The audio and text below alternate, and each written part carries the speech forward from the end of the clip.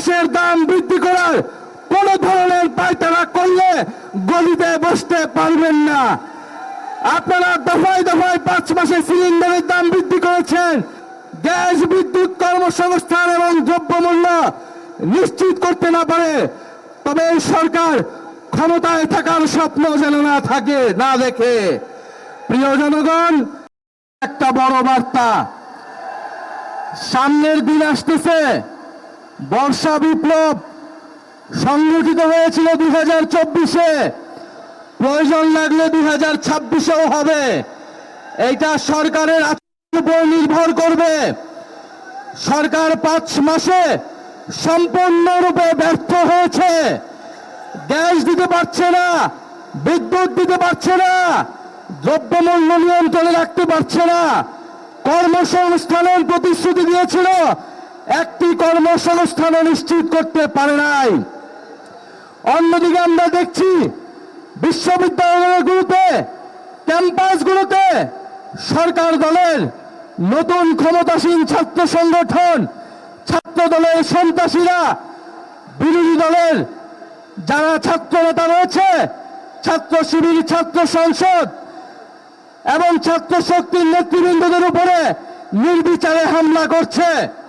তারা পুরনো ছাত্রলীগের জায়গা দখল করে ক্যাম্পাস দখলের পায়তারা করছে। স্যান্ডেলিনা সো, রূপচর্চায় আভিজাত্য। আমরা বলবো, জুলাই গণ অভ্যুত্থানের জুলাই যোদ্ধারা এখনো ক্যাম্পাসগুলোতে রয়েছে।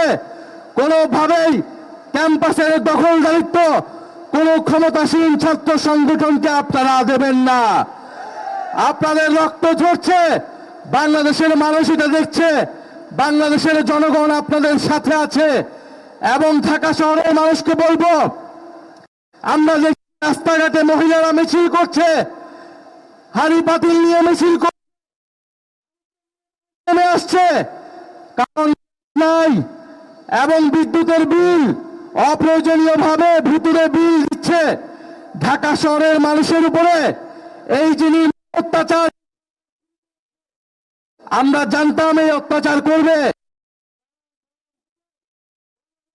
সরকার মানে না জনগণের কোন দাবি। এই সরকার যে ঘাতকতা এই নির্বাচনের শুরু থেকেই করেছে, সরকার প্রতি পদে সাথে করে যাবে।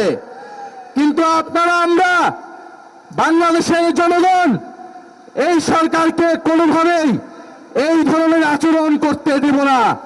আজকে আমরা সচিবালয় এখানে এসেছি, আজকে আমরা বার্তা দিতে এসেছি, যদি বিএনপির সরকার, যদি তারেক রহমানের সরকার জনগণের মৌলিক অধিকার, গ্যাস, বিদ্যুৎ, কর্মসংস্থান এবং দ্রব্যমূল্য নিশ্চিত করতে না পারে, তবে এই সরকার ক্ষমতায় থাকার স্বপ্ন যেন না থাকে, না দেখে।